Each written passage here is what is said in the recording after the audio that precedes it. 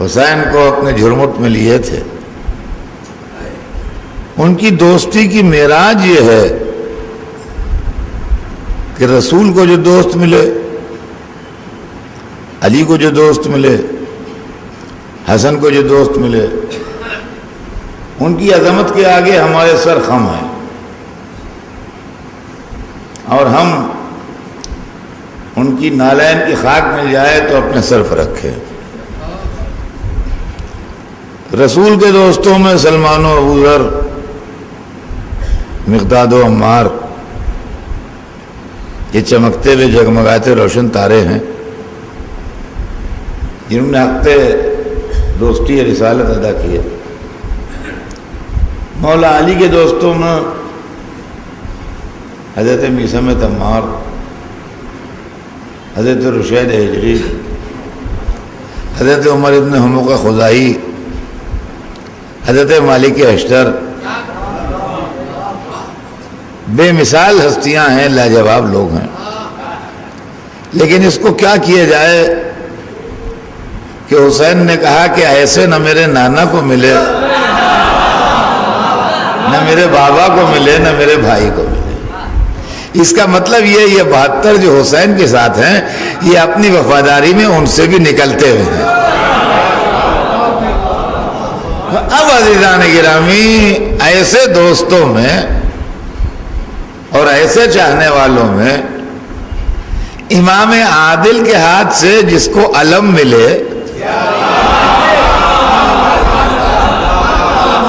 اگر اس کا قد سارے لشکر سے تھوڑا نکلتا وہ نہیں ہے تو حیرت کی بات کیا ہے. علم ملنا. صلوات بھیج دیں محمد.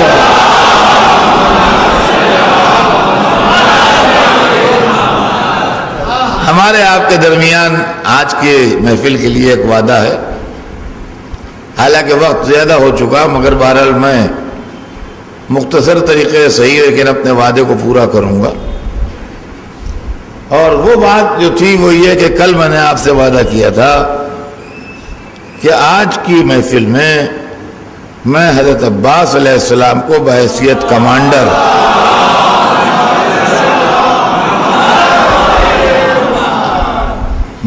کمانڈر پیش کروں گا کہ انہوں نے کس شان سے 72 کے لشکر کو اتنے بڑے لشکر سے صبح سے لے کے شام تک لڑایا.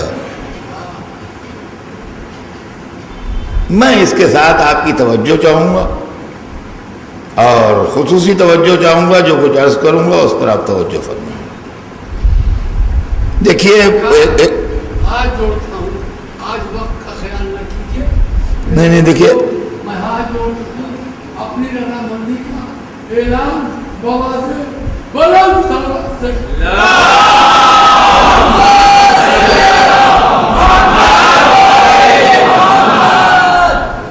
تو عزیزان گرامی، ہر ملک میں ہمیشہ سے یہ دستور رہا ہے کہ ہر ملک میں 2 بڑے ہوتے ہیں. ایک ملک کا بڑا ہوتا ہے، اس کو بادشاہ کہہ لیجئے یا صدر کہہ لیجئے یا وزیر اعظم کہہ لیجئے یا چانسلر کہہ لیجئے، جو بھی نام ہو کسی ملک کا وہ الگ بات ہے. شیخ کہہ لیجئے. ایک ملک کا بڑا ہوتا ہے اور ایک فوج کا بڑا ہوتا ہے جو اس ملک کا کمانڈر ان چیف ہوتا ہے. ملک کے بڑے کا کام یہ ہے کہ پالیسی میٹر طے کرتا ہے. فوج کے بڑے کا کام یہ ہے کہ ملک کی حفاظت کرتا ہے اور اس کی سرحدوں کو محفوظ رکھتا ہے، دشمنوں کو اس سے دور رکھتا ہے اور ملک کے پروٹیکشن کی ذمہ داری فوج کے بڑے کی ہے اور ملک کی پالیسی بنانا اور کس پالیسی پہ ملک چلے گا یہ ذمہ داری ملک کے بڑے کی ہے. فوج کا بڑا اچھا وہ مانا جاتا ہے جو ملک کی پالیسی کے معاملات میں ملک کے بڑے کے ساتھ تعاون کرے اور کوآپریشن دے. اسلام میں بھی یہی تھا، ایک دین کا بڑا تھا، ایک فوج کا بڑا تھا۔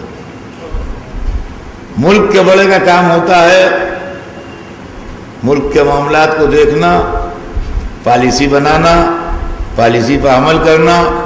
اب اگر پالیسی عمدہ بنی ہے تو ملک کے بڑے کی تعریف ہوتی ہے، پالیسی میں گڑبڑ ہے تو ملک کے بڑے کی مذمت ہوتی ہے۔ فوج کے بڑے کا کام ہے ملک کی حفاظت کرنا، دشمن سے محفوظ رکھنا، دشمن کو شکست دینا۔ اگر کامیاب ہوتا ہے اس میں تو فوج کے بڑے کی تعریف ہوتی ہے، اگر ناکام ہوتا ہے تو اس کی مذمت ہوتی ہے۔ دنیا میں دونوں طرح کی مثالیں موجود ہیں، کامیاب ہونے والوں کی بھی مثالیں موجود ہیں اور ناکام ہونے والوں کی بھی مثالیں موجود ہیں۔ دنیا میں دونوں طرح کی مثالیں موجود ہیں۔ آپ لوگ پڑھے لکھے لوگ ہیں، آپ کے علم میں، مجھے وقت ضائع کرنا ہے اس پر۔ لیکن جہاں تک پالیسی میٹر کا سوال ہے، وہاں تک جتنے معاملات ہیں وہ ملکی بڑے سے متعلق ہوتے ہیں، اور وہ جو پالیسی بنا دے فوج کو اس پر عمل کرنا ہے۔ ان سے دوستی ہوگی، ان سے دشمنی ہوگی، یہاں جائیں گے یہاں نہیں جائیں گے، یہ مال ہمارے ملک میں بکے گا یہ نہیں بکے گا، ان سے تجارت ہوگی ان سے نہیں ہوگی، ان کو ویزا ملے گا ان کو نہیں ملے گا، سارے سینکڑوں معاملات ہیں، ہزاروں معاملات ہیں۔ یہ سب ملکی بڑے کا کام ہے۔ لیکن جب ملکی بڑا سگنل دے اور اجازت دے دے کہ اب لڑائی ہوگی، تو کون فوج کدھر جائے گی، کون مورچے پر آگے رہے گا، کون پیچھے رہے گا، کدھر سے پہلے حملہ شروع کیا جائے گا، کدھر سے بعد میں حملہ شروع کیا جائے گا، کدھر کتنا فورس بھیجا جائے گا، یہ فوج کے بڑے کا کام ہے، ملکی بڑا نہیں طے کرے گا۔ اور اسی میں اگر کامیابی ہوگی تو اس کی تعریف فوج کے بڑے کو جائے گی، اگر ناکامی ہوگی تو اس کی مذمت بھی فوج کے بڑے کو جائے گی۔ عزیزان گرامی، اس تمہید کے بعد اب آپ یہ سنیے کہ دین میں بھی یہی دو سسٹم تھے۔ دین کے بڑے امام حسین تھے جن کو پالیسی بنانا تھی، فوج کے بڑے حضرت عباس تھے جن کو لشکر کو لڑانا تھا۔ جس کے پاس پالیسی تھی اس نے یہ فیصلہ کیا کہ مدینے میں لڑائی نہیں ہوگی، مدینہ حرم رسول ہے، محترم جگہ ہے، یہاں کے اوپر تلوار نہیں چلے گی، بجائے فائدے کے دین کو نقصان پہنچ جائے گا۔ فوج کا بڑا خاموشی کے ساتھ ساتھ ہے، جو پالیسی آپ کی، دین کا بڑا آن کے مکے میں ٹھہرتا ہے، 4 مہینے کچھ دن مکے میں قیام کرتا ہے۔ عین حج کے زمانے میں یہ پالیسی بنتی ہے کہ یہاں سے نکل جانا ہے، پالیسی کے مطابق فوج کا بڑا ساتھ میں ہے، اس لیے کہ پالیسی بنانے والا دوسرا ہے۔ راستے میں دشمن کا پیاسا لشکر ملتا ہے، پالیسی جس کے قبضے میں وہ کہتا ہے کہ اس کو پانی پلایا جائے گا، ہم دشمن کی پیاس بھی برداشت نہیں کریں گے۔ فوج کا بڑا پانی پلانے میں خود مشغول ہے۔ کربلا میں خیمے دریا کے پاس لگتے ہیں، فوج کا بڑا بہترین جگہ ڈھونڈتا ہے خیموں کی، جو لڑائی کے اعتبار سے بھی، پانی کی سپلائی کے اعتبار سے بھی، ہر اعتبار سے بہتر ہے نہر کے کنارے۔ لیکن جب دشمن کی فوج اعتراض کرتی ہے تو دین کا بڑا جو ہے اس کی پالیسی یہ ہے کہ تلوار کے نام پر پانی کے نام پر تلوار نہ چلے، دین کے نام پر چلے۔ اگر اس وقت تلوار چل جائے گی تو ایک آگے جھگڑا اس کا ہو گیا کہ خیمے ان کے یہاں لگیں گے کہ ان کے یہاں لگیں گے، وہ پانی کے اوپر جھگڑا ہو گیا، اس میں ایسا واقعہ ہو گیا. لہذا اس پر جھگڑا نہ ہو، جھگڑا لا الہ الا اللہ پر ہو.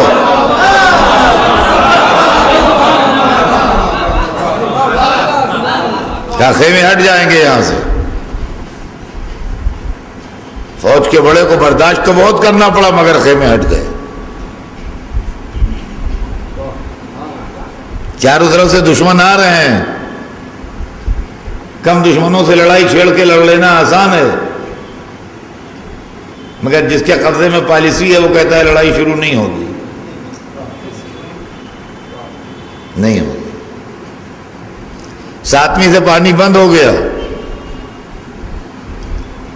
پالیسی میکر جو ہے وہ کہتا ہے پانی کے لیے تلوار ہمیں نہیں چلانا ہے، پیاسے رہو. فوج کا بڑا جو ہے وہ مان رہا ہے. 9 محرم کا دن گزر کے رات آ گئی. دشمن نے گھوڑوں کی باغیں اٹھائیں لڑنے کے لیے.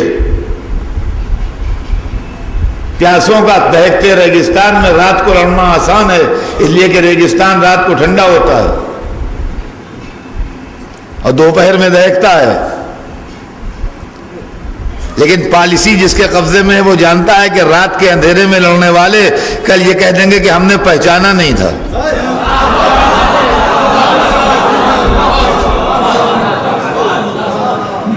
اندھیرے میں دکھائی نہیں دیا کہ علی اصغر ہیں حسین کے ہاتھوں پر، ورنہ آپ خود سوچئے بھلا کوئی بچے کو تیر مار دے گا؟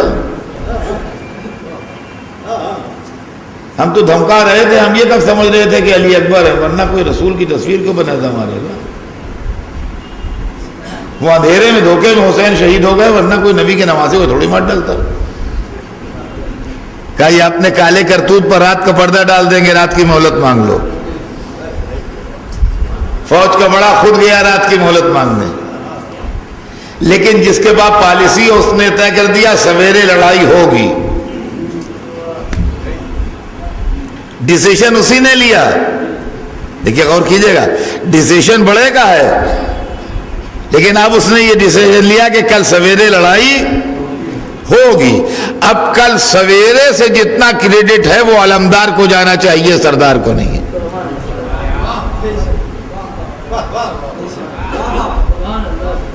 اب آئیے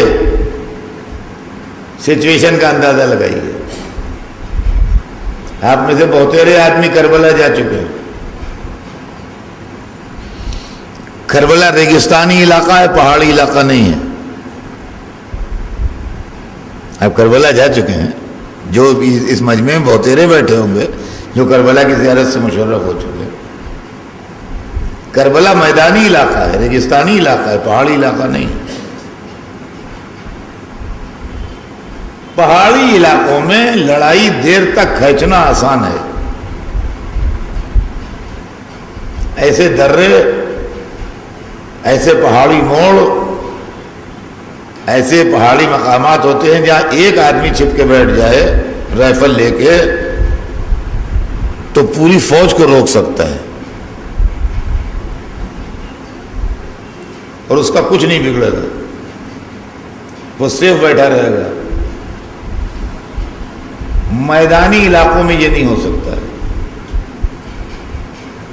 اب آپ کو میں وہ مثالیں دیتا ہوں جو آپ کی آنکھوں کی دیکھی ہوئی ہیں، یہ کہیں دور نہیں جانا ہے، جو آپ کی روزمرہ کی بات چیت میں اٹھنے بیٹھنے میں سب معاملے ہیں. دیکھیے جب امریکن آرمی نے عراق کو حملہ کیا تو 4 دن کے اندر صدام کی حکومت ختم کر دی. 4-5 دن کے اندر صدام کی حکومت گر گئی تھی، ختم ہو گیا تھا. اور کئی برس ہو گئے افغانستان میں لڑتے ہوئے، ابھی تک قابو نہیں پا سکے. کیا صدام اتنا کمزور تھا کہ جو 4 دن میں اس کے اوپر جیت حاصل ہو گئی، اور طالبان اتنے مضبوط ہیں کہ ان کے اوپر قابو نہیں پایا جاتا ہے؟ ایسا نہیں ہے. علاقے علاقے کا فرق ہے. عراق ہے میدانی علاقہ، میدانی علاقے میں 4 دن میں فتح ہو گئی. افغانستان ہے پہاڑی علاقہ، وہاں کئی برس ہو گئے جوجتے ہوئے کچھ نہیں ہو رہا ہے، اس لیے کہ وہاں چھپنے کے اور بچنے کے ٹھکانے بہت ہیں۔ تو عزیزان گرامی یہ بھی غور کیجئے کہ دشمن میدانی علاقے میں کامیاب ہوتا ہے، پہاڑی علاقے میں اس کو ٹائم لگتا ہے۔ عباس جہاں لڑوا رہے ہیں فوج کو وہ میدانی علاقہ ہے، پہاڑی علاقہ نہیں ہے۔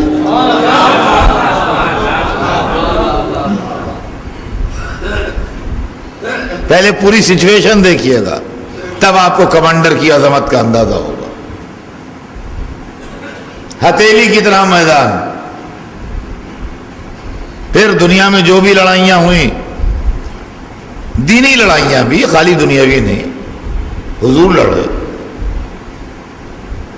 کبھی شہر کو لیا اپنے پیٹ کے پیچھے جدھر سے حملے کا خطرہ نہ ہو، کبھی دریا کو رکھا جاتا ہے اپنی پیٹ کے پیچھے جدھر سے حملے کا خطرہ نہ ہو، کبھی کوئی پہاڑ ہوتا ہے پیٹ کے پیچھے کہ ادھر سے حملے کا خطرہ نہ ہو۔ کربلا میں ایسا کچھ نہیں تھا، نہ کوئی اپنا شہر تھا کہ جو ان کو سپورٹ کرے، دریا سے یہ دور تھے، دریا کی سپورٹ بھی ان کو نہیں تھی، پہاڑی اس علاقے میں تھی نہیں، لہذا پہاڑی کی سپورٹ بھی نہیں تھی۔ دشمن نے خیام حسینی کو چاروں طرف سے گھیر لیا تھا، تو 9 محرم کا دن گزرنے کے بعد جو رات آئی ہے اس میں خیام حسینی آئی لینڈ بن گئے تھے، جزیرہ جس کے چاروں طرف سمندر ہوتا ہے، بیچ میں خشکی ہوتی ہے، ٹاپو جسے آپ کہتے ہیں۔ اس طریقے سے وہ جگہ جو تھی جہاں خیام امام تھے وہ بالکل جیسے سمندر میں ٹاپو ہوتا ہے کہ چاروں طرف سمندر ہے اور بیچ میں وہ آئی لینڈ ہے، اس طریقے سے ایک آئی لینڈ بن گیا تھا خیمہ گاہ حسینی، جس کے چاروں طرف دشمن کی فوج کا سمندر پھیلا ہوا تھا اور بیچ میں یہ تھے۔ ان کی تعداد لاکھوں میں تھی۔ وہ مورخین جو بدترین دشمن اہل بیت ہیں اور یزید کے وفادار ہیں اور حسین کے مخالف ہیں، انہوں نے ظلم یزید کو ہلکا کرنے کے لیے یزید کی فوج کی تعداد کم کر کے بتائی ہے کہ جتنی شیعہ بیان کرتے ہیں صاحب اتنی نہیں، وہ تو بہت کہہ دیتے ہیں، ارے اتنی نہیں۔ اچھا تو آپ ہی بتائیے کتنی تھی؟ تو جو بدترین دشمن ہیں انہوں نے لکھا ہے 30,000 تھی۔ فوج یزیدی کی تعداد کم سے کم منیمم جنہوں نے لکھی ہے انہوں نے 30,000 لکھی ہے، 30,000۔ اب میں آپ سے ایک بات پوچھتا ہوں کہ اگر اس مسجد کے اندر جو مومنین حال میں بیٹھے ہیں گنے جائیں تو 72 سے کہیں زیادہ ہیں۔ اس وقت جو ہمارے حال میں مجمع ہے یہ 72 سے زیادہ مومنین یہاں تشریف فرما ہیں۔ میں آپ سے ایک بات پوچھتا ہوں سمجھدار آدمیوں سے، اگر 30,000 کی ٹرینڈ آرمی آپ کو چاروں طرف سے گھیر لے تو آپ کتنی دیر مقابلہ کر پائیں گے اور کتنی دیر سروائیو کر پائیں گے؟ اب مجھے انصاف سے بتائیے کہ اگر 30,000 کی آرمی اس مسجد کو چاروں طرف سے گھیر لے تو حالانکہ آپ کی تعداد 100 سے زیادہ ہے اس حال کے اندر، لیکن آپ کتنی دیر سروائیو کریں گے اور کتنی دیر مقابلہ کریں گے؟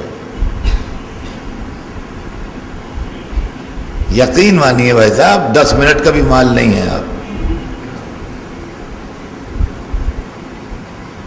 10 منٹ کا بھی مال آپ نہیں ہے اگر 30,000 کی آرمی آپ پر اٹیک کر رہی ہے۔ تو اگر ہم انہی کی مان لیں کہ 30,000 تھے تو 72 ورسز 30,000 کوئی مقابلہ ہے؟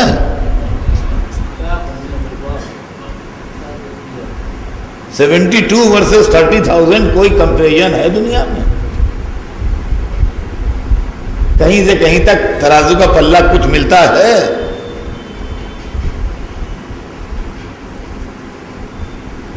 دشمن کی اسٹریٹجی یہ تھی اور اسکیم یہ تھی کہ ادھر سے بڑھیں گے، ادھر سے بڑھیں گے، ادھر سے آئیں گے، ادھر سے آئیں گے. یہ سمندر جو ہے دشمن کی فوج کا، یہ اس آئی لینڈ کو ہڑپ لے گا بس،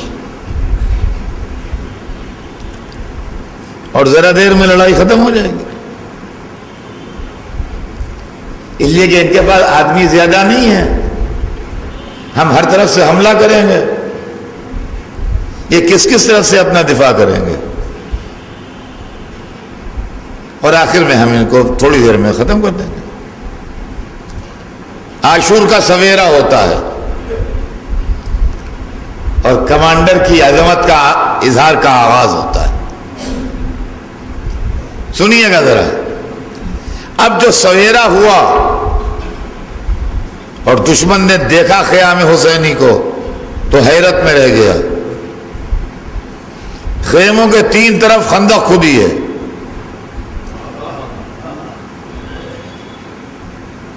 خندق میں پرانے زمانے میں جب خندقیں کھدتی تھیں تو پانی بھرے جاتے تھے، جو قلعوں وغیرہ کے سامنے خندقیں ہوتی تھیں.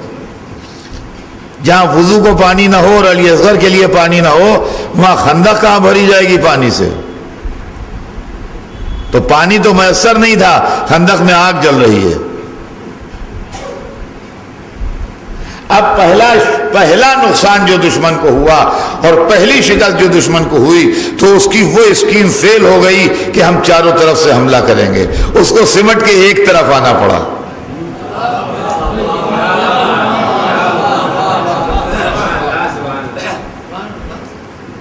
اور حسینی لشکر کا کمانڈر یہی چاہتا تھا کہ چاروں طرف سے حملے کا خطرہ ختم ہو جائے اور ایک طرف سے حملہ ہو تاکہ اطمینان سے مقابلہ ہو.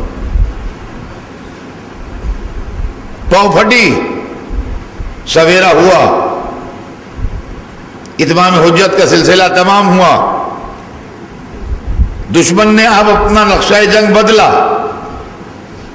کہا یہ تعداد میں کم ہے، ان کو تیروں سے چھلنی کر دو. وہ بھی فوجی تھے، کاغذ کے بنے ہوئے نہیں تھے، وہ لڑائیاں لڑے ہوئے لوگ تھے، مارکہ جنگ میں جاتے آتے رہتے تھے. انہیں نقشہ جنگ یہ بنایا کہ ان کی تعداد بہت کم ہے، 72 ہیں، ان پر تیروں کی اتنی تیز بارش کرو کہ یہ چھلنی ہو جائیں. اور یہ تیر اگر ہم کو ماریں گے بھی تو ان کے چند تیر ہمارا کیا بگاڑ لیں گے، اور اگر ہمیں کوئی چھوٹا موٹا نقصان پہنچا بھی تو کوئی بات نہیں.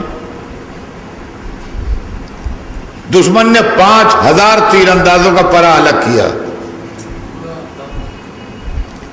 اور 5,000 تیر اندازوں نے حسین کے لشکر کو ٹارگٹ بنا کے اپنی کمانوں میں تیر جوڑے. یہ تیر اگر ان 5,000 تیروں کے مقابلے میں 72 تیر چلتے بھی تو ان کا زور کیا توڑ پاتے. کمانڈر نے اپنے لشکر کو تیر چلانے کی اجازت نہیں دی، بلکہ اس حملے کا مقابلہ بالکل نئے انداز سے کیا، جس سے عقل بشر حیران رہ گئی کہ یہ کیسے ہو رہا ہے مقابلہ. جیسے ہی وہ اپنی کمانوں میں تیر جوڑنے لگے اور اندازہ ہوا یہ تیروں کی بارش کریں گے، کمانڈر نے اپنے لشکر کو اشارہ کیا. لشکر والوں نے ڈھالیں نکال کے اپنے چہروں پر روکی اور اپنی تلوار کو گول گھماتے ہوئے جھپٹے ان تیر اندازوں کی طرف. ہر ایک کے سامنے تلوار یوں گھوم رہی تھی جیسے ایک پنکھا چل رہا ہے.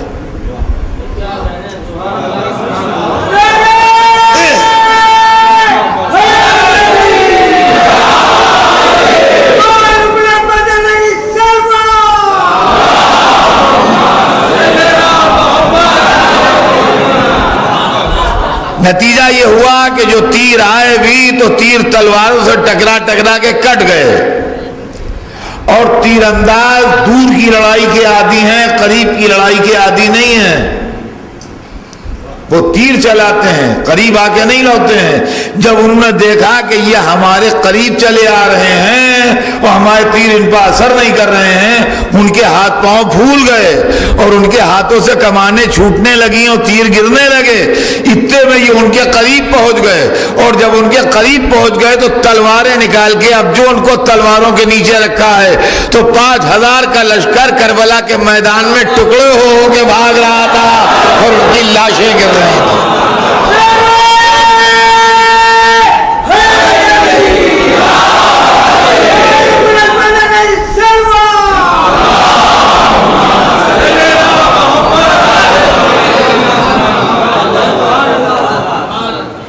یہ دشمن کا پہلا حملہ تھا جو ناکام ہو گیا، اور دشمن کے 5000 تیر اندازوں کا لشکر پورا ضائع ہو گیا، اور حسین کے لشکر کو کوئی خاص نقصان نہیں پہنچا۔ ہاں، سواری کے جانوروں کو تھوڑا نقصان پہنچا بس۔ تاریخ بتاتی ہے اس کے بعد ایک ایک کر کے لڑائی شروع ہوئی، اور ایک ایک کر کے جب لڑائی شروع ہوئی تو علمدار نے اپنی فوج کی زندگی بڑھائی ہے، اور وہ زندگی اس طرح بڑھائی ہے کہ تاریخ میں لکھا ہے کہ جب کوئی حسین کا ناصر چاروں طرف سے اس طرح گھر جاتا تھا کہ اب یہ مار لیا جائے گا، تو علمدار گھوڑا مہمیز کر کے تیز دوڑاتا ہوا جاتا تھا اور ان کے حلقے کو توڑتا ہوا ادھر نکل جاتا تھا۔ اس طریقے سے وہ حلقہ منتشر ہو جاتا تھا، اس کو نئی لائف مل جاتی تھی، وہ تھوڑی دیر اور مقابلہ کرتا تھا۔ لڑائی ہوتی رہی یہاں تک کہ دن کے 10 بجے کا وقت آیا، جو ہمارے حساب سے اندازاً، کوئی گھڑی نہیں دیکھ رہا تھا، اندازاً 10 بجے کا وقت۔ اس لیے کہ جو ٹائم گزرتا جاتا ہے وہ بڑی فوج کی عزت ڈوبتی جاتی ہے۔ گھنٹہ وہ ہو گیا، تم ابھی تک قابو نہ پا سکے۔ 2 گھنٹے ہو گئے، تم نے ابھی تک ان کو کنٹرول نہیں کر پائے۔ تم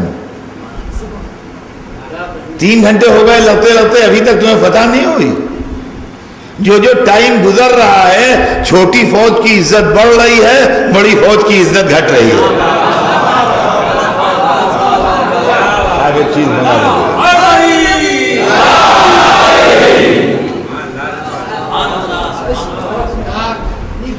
10 بجے دن کو انہوں نے 5000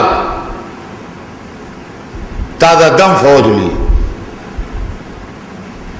جس کو خدا لعنت کرے شیس ابن ربیع کنٹرول کر رہا تھا، اور 5000 کا لشکر لے کے انہوں نے حسین کے لشکر کی طرف بڑھنا شروع کیا۔ علمدار نے پہلے تو ان کے لشکر کو اپنے قریب آنے دیا،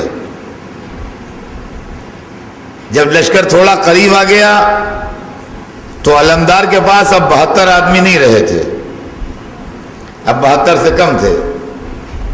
انہوں نے اپنے لشکر کو 4-4 5-5 کی ٹکڑیوں میں بانٹ دیا، اور 4-4 5-5 کی ٹکڑیوں میں بانٹ کے کہا کہ تم تلوار چلاتے ہوئے ان کے اندر دھستے چلے جاؤ۔ اب جو تلوار چلاتے ہوئے وہ ان کے اندر گھسے ہیں تو ان کی صفیں درہم برہم ہو گئیں، اور ان کی سمجھ میں نہیں آیا کہ ادھر دشمن ہے کہ ادھر دشمن ہے۔ تلواریں تو وہ چلا رہے تھے مگر آپس میں ایک دوسرے کو مارنے لگے، سب گڑبڑ ہونے لگی، اور فوج کے اندر بے ترتیبی پیدا ہوئی۔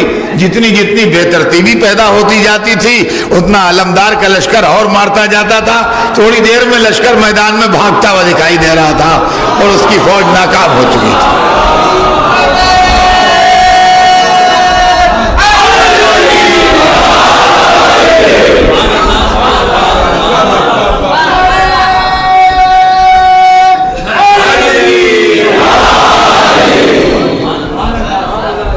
یہ دوسرا حملہ تھا جو ناکام ہوا۔ یہ دوسرا حملہ تھا دشمن کا جو ناکام ہو گیا. پھر ایک ایک کر کے لڑائی شروع ہوئی اور ایک ایک جاتا رہا اور لڑتا رہا. اب دشمن کی پوری کوشش یہ تھی کہ نماز ظہر سے پہلے پہلے لڑائی ختم ہو جائے تاکہ ہمارے بات بنانے کو ہو جائے کہ صبح کے بعد لڑائی شروع کی تھی، تھوڑی دیر میں ختم ہو گئی، پھر نماز ظہر اور تو بعد میں ہوئی.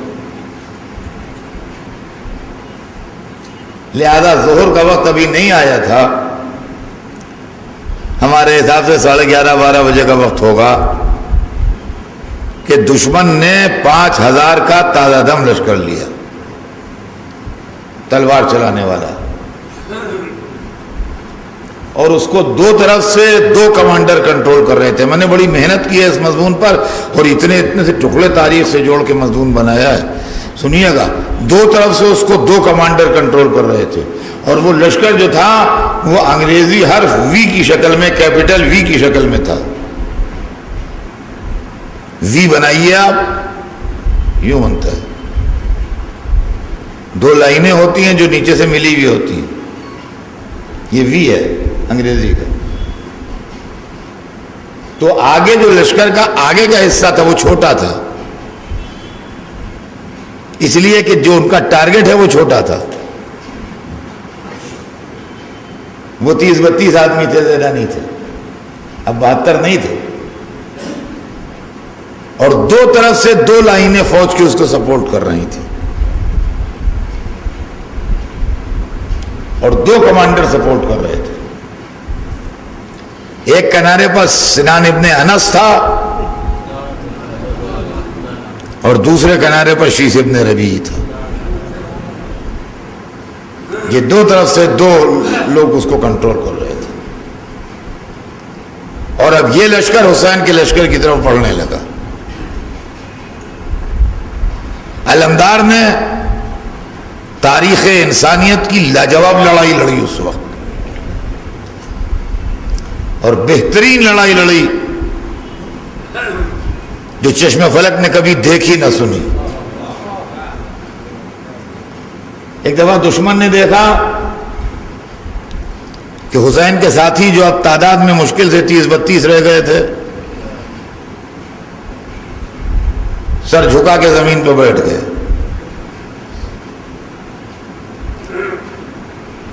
دیکھیے، لڑائی میں ایک چیز یہ بھی ہے کہ آپ کی اسکیم کا دشمن کو پتہ نہ چلے اور دشمن حیرانی میں مبتلا رہے تو آپ کی کامیابی ہوتی ہے.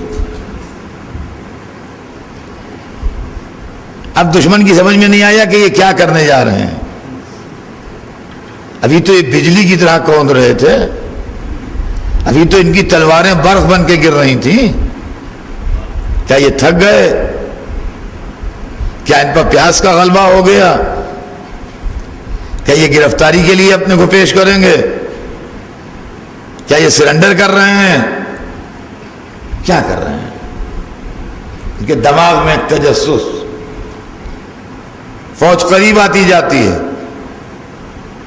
وہ جیسے خاک پر بیٹھے تھے ویسے ہی بیٹھے ہیں، اور قریب اور قریب اور قریب آ گئی فوج، یہاں تک کہ 20 گز کے فاصلے پر رہ گئی. یہ ویسے ہی بیٹھے ہیں، کوئی حرکت ہی نہیں ہے. گھوڑے 2 قدم اور آگے بڑھے، 10 گز کا فاصلہ رہ گیا. بالکل سامنے ہے فوج، یہ اسی طرح بیٹھے ہیں. 1-2 قدم گھوڑے اور آگے بڑھے، اب 3-4 گز کا فاصلہ رہ گیا. وہی یہ کہ ایک دفعہ کچھ اشارہ ہوا اور جتنے بیٹھے تھے چمک کے اٹھے اور ریت میں جو چھپے ہوئے تھے نیزے ان کو نکالا اور کھڑے ہو کے ہر ایک نے اپنے سامنے والے کے گھوڑے کی پیشانی پر نیزہ مارا. سامنے والے گھوڑے اس حملے کے لیے تیار نہیں تھے. گھوڑوں کی پیشانی پر جو نیزے پڑے تو گھوڑے پچھلی صف پر الٹ گئے. پچھلی صف والوں کو خبر ہی نہیں تھی کہ کیا ہوا جو پورا گھوڑا میں سوار کے الٹا. اس کی پچھلی والی صف اس کو الٹی, اس کے پچھلی والی صف الٹا الٹی. انہوں نے تلواریں کھینچ کے اب جو کاٹنا شروع کیا ہے تو دونوں سردار چلا رہے تھے, بھاگاؤ بھاگاؤ بھاگاؤ, جان بچا کے بھاگاؤ.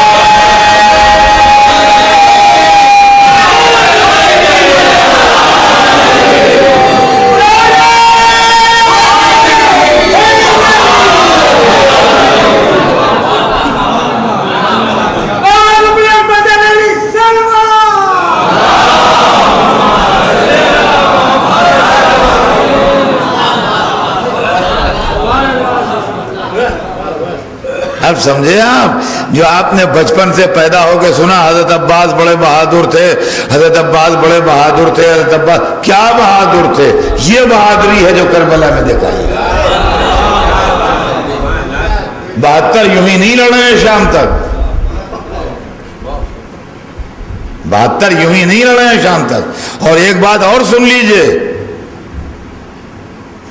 کہ عصر عاشور تک لڑائی عباس کے کنٹرول میں رہی ہے, یزیدی لشکر کے کنٹرول میں نہیں آئی ہے.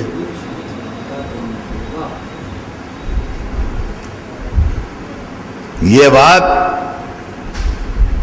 بھی بچوں کے سمجھنے کی ہے کہ جب دو ملک لڑ رہے ہوتے ہیں تو ایک اسٹیج وہ آتی ہے کہ ایک ملک کے کنٹرول میں آ جاتی ہے لڑائی. جو جیتنے والا ہوتا ہے, جو چاہتا ہے وہ ہوتا ہے. عباس کے کنٹرول میں لڑائی لڑی گئی ہے صبح سے لے کے شام تک. 1 منٹ کے لیے بھی لڑائی جو ہے اس کا کنٹرول دشمن کے قبضے میں نہیں گیا ہے. اب آپ سنیے, یہ عقیدت نہیں ہے میاں, یہ عقیدت نہیں ہے, میرے پاس دلیلیں ہیں. دیکھیے میں نے ابھی جو آپ کو مثال دی تھی کہ یہ مجمع جو یہاں بیٹھا ہوا ہے مسجد کے اندر, اگر 30,000 آرمی اس پر حملہ کر دے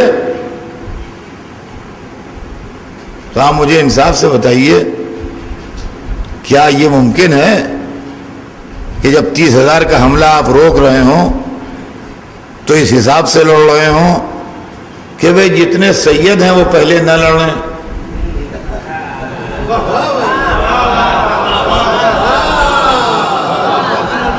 جتنے امتی ہیں وہ پہلے لڑ لیں, بعد میں سید لڑیں گے. جو مولانا لوگ یہاں بیٹھے ہیں پہلے ان پر ضرب نہ آئے, پہلے دوسروں پر آ جائے. کون پہلے مر جائے کون بعد میں مر جائے اس کا کوئی حساب کتاب ہے؟ لیکن کربلا کی لڑائی آخر تک عباس کے کنٹرول میں تھی. جب اصحاب لڑ رہے تھے تو بنی ہاشم خیموں کے اندر چھپے نہیں بیٹھے ہوئے تھے. سمجھ میں آیا؟ پہلے کون لڑے گا بعد میں کون لڑے گا, کون کس طرح لڑے گا, پہلے کون قربان ہوگا بعد میں کون قربان ہوگا. وہاں پوری ترتیب بنی ہوئی تھی, پوری سیٹنگ تھی. بنی ہاشم میں بھی پہلے اولاد عقیل, پھر اولاد جعفر, پھر اولاد ائمہ, پورا حساب کتاب تھا. تو آخر تک لڑائی عباس کے کنٹرول میں رہی ہے, دشمن کے کنٹرول میں نہیں آئی ہے. کیا یہ ممکن نہیں تھا کہ جناب حبیب زندہ رہ جاتے, جناب قاسم شہید ہو جاتے؟ جب ریلا ہو رہا ہے, لشکر لڑ رہا ہے, تو اس کے اندر کیا گارنٹی ہے کہ حضرت محمد زندہ رہ جائیں گے اور حضرت زہیر جو ہیں وہ شہید ہو جائیں گے؟ یہ بھی تو ہو سکتا تھا کہ حضرت محمد میں کوئی شہید ہو جاتا, حضرت زہیر زندہ رہ جاتے, بعد میں شہید ہوتے. لیکن ایسا نہیں ہوا. اس کا مطلب یہ ٹوٹل لڑائی عباس کے کنٹرول میں تھی. اور عزیزان گرامی یوں تو لشکر کو لڑایا ہے صبح سے لے کے شام تک, اور اس کے بعد تاریخ بتاتی ہے کہ اپنے علم کو ہوا میں لہراتے تھے. اور جب پرچم کو ہوا میں لہراتے تھے تو دشمن کے لشکر میں اضطراب پیدا ہوتا تھا. اور اس کے بعد خود لڑائی نہیں,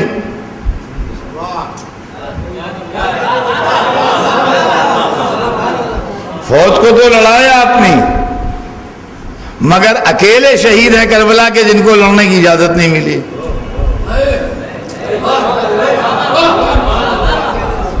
دیکھیے ہم عباس کی لڑائی کیا سنائیں آپ کو؟ لڑے ہوتے تو لڑائی سناتے. بھئی اس نے جنگ ملا ہوتا، لڑے ہوتے تو لڑائی سناتے. لڑے تھے نہیں وہ. ہاں ان کو پانی تک جانے کی اجازت ملی تھی. اب یہ آپ نے ہمیشہ بچپن سے لے کے آج تک سنا ہے کہ پانی لینے گئے، نہر میں پانی بھرا، مشکیزہ بھرا، لیکن نکل آئے، راستے میں شہید ہو گئے. جی بچے پانی پیئیں گے یا نہیں پیئیں گے یہ ایشو نہیں تھا. پریسٹیج ایشو یہ تھا کہ اکیلا اتنے بڑے مجمع سے پانی دریا سے نکال پائے گا کہ نہیں.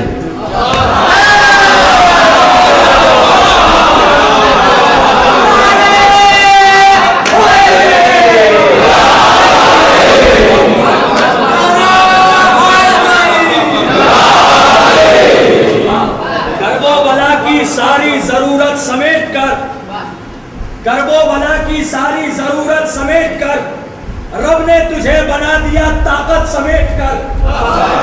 کرب و بلا کی پوری ضرورت سمیٹ کر رب نے تجھے بنا دیا طاقت سمیٹ کر. اذن جہاد ملتا جو حیدر کے شیر کو، اذن جہاد ملتا جو حیدر کے شیر کو، لے آتا کربلا میں قیامت سمیٹ کر.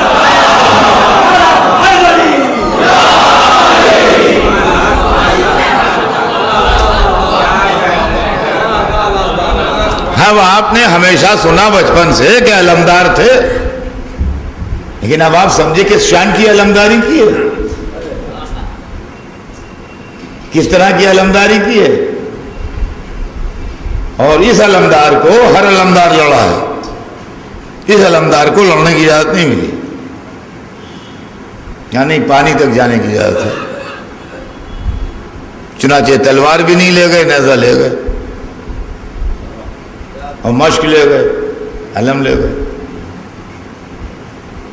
4000 زرہ پوش سپاہی مسلح پورے نہر کا کنارہ روکنے کے لیے عمر سعد نے تعینات کیے تھے. کتنے؟ 4000، 4000. لیکن 4000 سپاہی اس وقت تعینات تھے جب حسین کا پورا لشکر تھا. جب پورا لشکر ختم ہو گیا اور ایک آدمی دریا کی طرف چلا تو ہر مورچے کا سپاہی دریا پہ آ گیا ہوگا.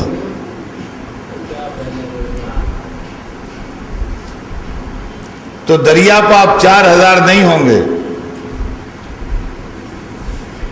اب 20,000 تھے دریا پر کہ 30,000 تھے، خدا جانے. اس لیے کہ فوج کی عزت و ناموس کا سوال ہے، بات ایک مشق پانی کی نہیں ہے. اگر پانی نکل گیا دریا سے تو یزیدی فوج کی عزت دریا میں ڈوب گئی.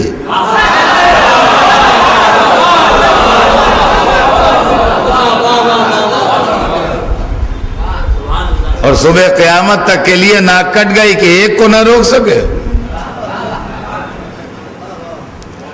عزیزان گرامی، میں اس مسجد کے حال کے اندر ہوں اور باہر مجمع بھرا ہوا ہے جو میرا مخالف ہے، اور اس کے بعد سڑک پر پھر امن و امان ہے، باہر پولیس کھڑی ہے، وہاں چلے جائیے تو کوئی جھگڑا نہیں. تو یہ تو پاسبل ہے کہ میں لڑتا بھیڑتا اپنی جان بچائے ہوئے گیٹ سے مسجد کے خیریت سے نکل جاؤں،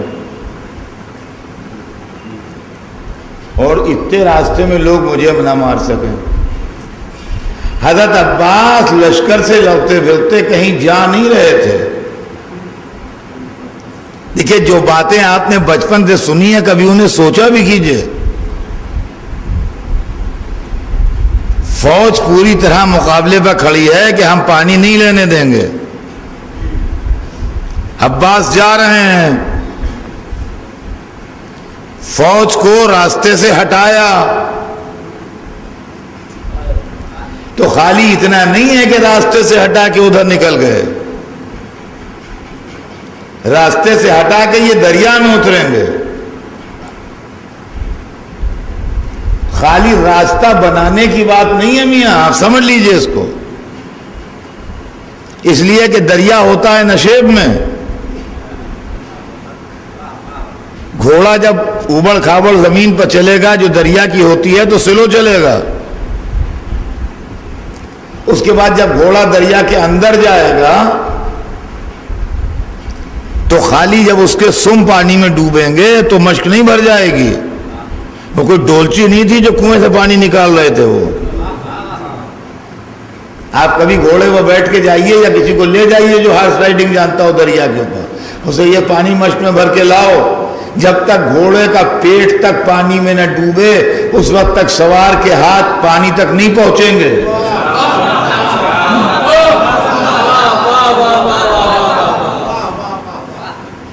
سمجھ میں آیا آپ کی؟ سوار کے ہاتھ پانی تک پہنچنے کے لیے گھوڑے کا اچھا خاصا پیٹ نیچے تک پانی میں ڈوبنا چاہیے، جبھی اس کے ہاتھ پہنچیں گے پانی تک، ورنہ نہیں پہنچیں گے. حضرت عباس نے کوئی ڈولچی لے جا کے پانی نہیں بھرا تھا، مشق میں بھرا تھا، مشتر کی تھی. تو اس کا مطلب گھوڑا اندر ڈیپ دریا تک گیا ہوگا تو اور سلو ہوا ہوگا. پھر چلو میں لے کے پانی اٹھایا، پھر پھینکا، پھر مشکیزہ بھرا، تسمہ باندھا، اس کو رکھا. اس سب میں آپ کتنا ٹائم سوچتے ہیں؟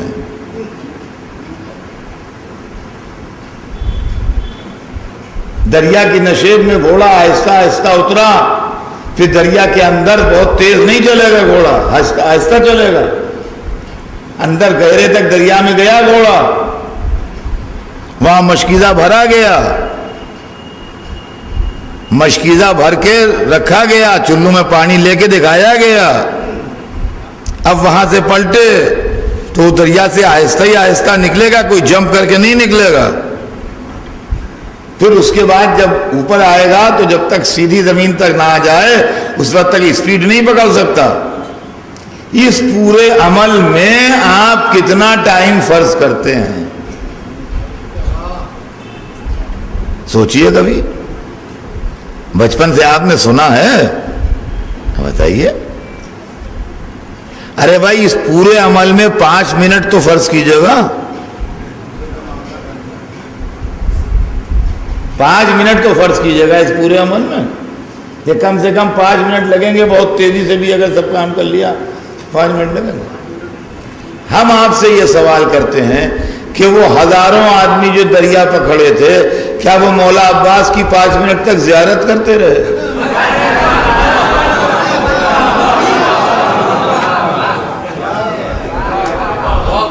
کیا وہ مشکیزے میں پانی بھرتے دیکھتے رہے؟ کیا وہ خاموش کھڑے رہے؟ سوال یہ ہے جب سوار نہر میں ہے اور مشکیزہ نکال کے بھر رہا ہے تو چاروں طرف سے تیروں کی بارش کیوں نہ ہو گئی کہ مشکیزہ ٹکڑے ہو جائے؟ بتائیے.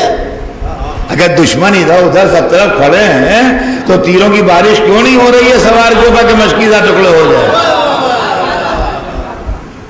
یہ مشکیزہ خیریت سے کیسے؟ عباس کے اوپر تیروں کی بارش کیوں نہیں ہے؟ ان کے گھوڑے پر تیروں کی بارش کیوں نہیں ہے کہ وہ دریا سے نکلنے کے لائق نہ رہے؟ آپ کبھی سوچئے کیا چکر ہے یہ؟ ہر تاریخ لکھتی ہے، انکار کی گنجائش بھی نہیں ہے. دوست دشمن سب مانتے ہیں. اب سنیے، میں نے اس کے اندر محنت کی عزیزان گرامی، یہ محنتیں ہیں میری کہ اب میں نے جب اس مسئلے کو اچھی طرح پڑھا غور کیا تو میں اس نتیجے تک پہنچا کہ عباس اس بہادر کا نام ہے جس نے فوج کو دریا سے اتنی دور بھگا دیا تھا کہ ان کے تیروں کی رینج سے باہر ہو.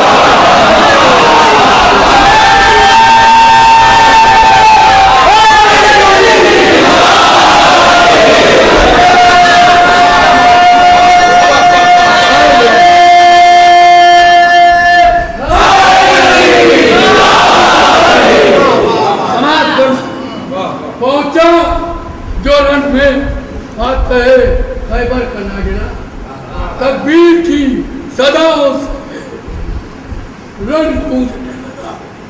भागो, अरे भागो कि आने लगी सदा, देखो वरण में आ गया है शेरे मुर्तजा। एक दूसरे से कहते हैं भागो ए जालिमो, अब इसी पे कमाओ है, वरना किसी भी एक का बचना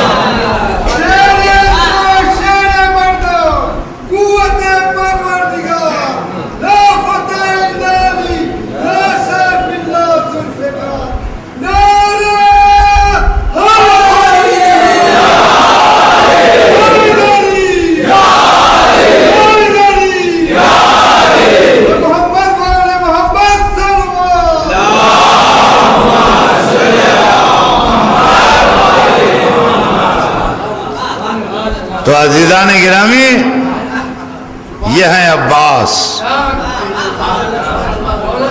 کہ دشمن کو اتنی دور بھگا دیا کہ ان کے تیروں کے رینج سے باہر تھے عباس، وہاں سے چلائے ہوئے تیر عباس تک نہیں پہنچ پاتے۔ نتیجہ یہ ہوا کہ اطمینان سے مشق بھر کے نکلے، اپنی منزل کی طرف چلے۔ اب سمجھ میں آیا کہ علی کیوں بہادر بیٹے کی تمنا کر رہے ہیں۔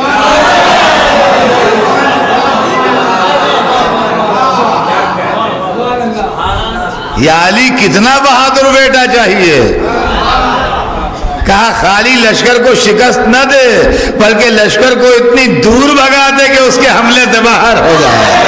صلوات بھیج دیں محمد۔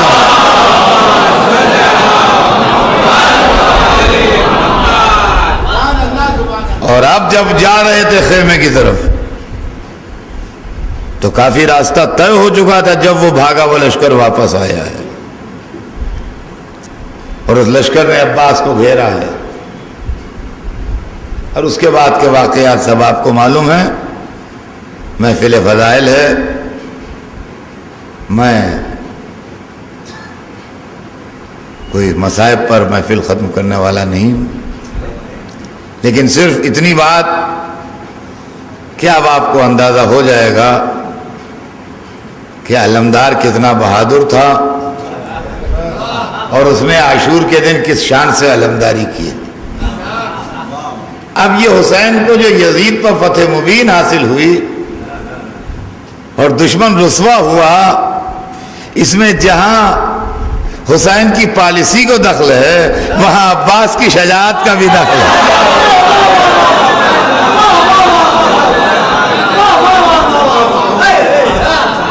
بس ہم مولا علی کو مبارکباد دیتے ہیں کہ یا علی آپ کو حسین بھی مبارک، آپ کو عباس بھی مبارک، اور یہ دونوں فرزند آپ کو مبارک ہوں، اس لیے کہ آپ کے دونوں بیٹوں نے مل کے اسلام کو بچا لیا۔